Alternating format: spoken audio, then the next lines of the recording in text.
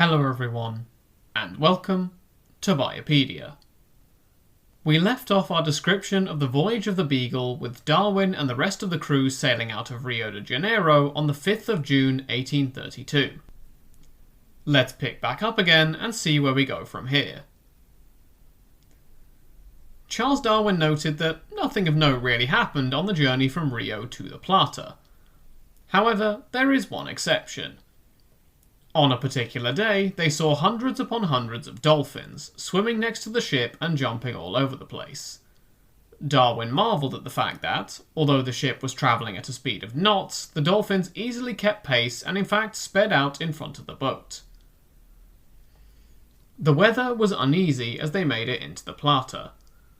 On a particular dark night, penguins and seals surrounded the HMS Beagle, and Darwin marvelled at the odd sounds they were making. He also mentions a phenomenon called St Elmo's light, which they saw in the bay. Now, I will admit that I'm uncertain about this and haven't been able to research this in depth yet. I assume a possibility is this could refer to a phenomenon similar to the aurora borealis, but I'll research it and put a reference in the show's description if I find anything.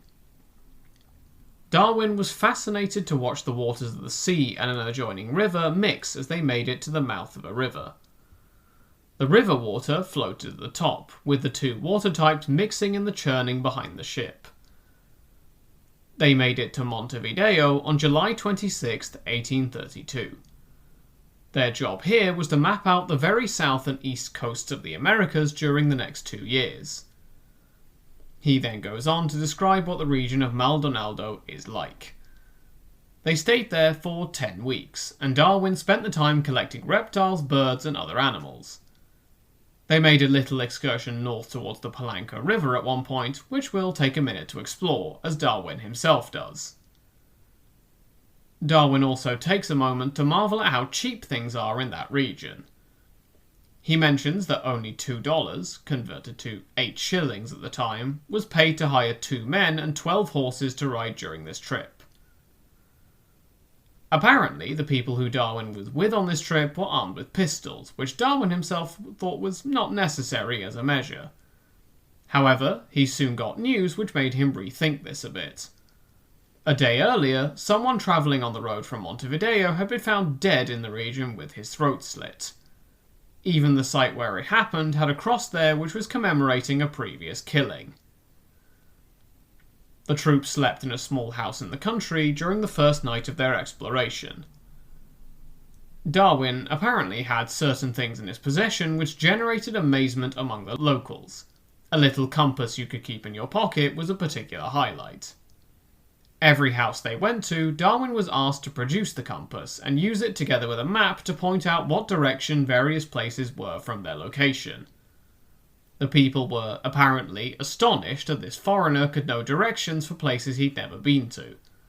They then interrogated him about various facts about how the world worked, such as whether the sun went round the earth or vice versa, and whether the north of the world was hotter or cooler than their current location.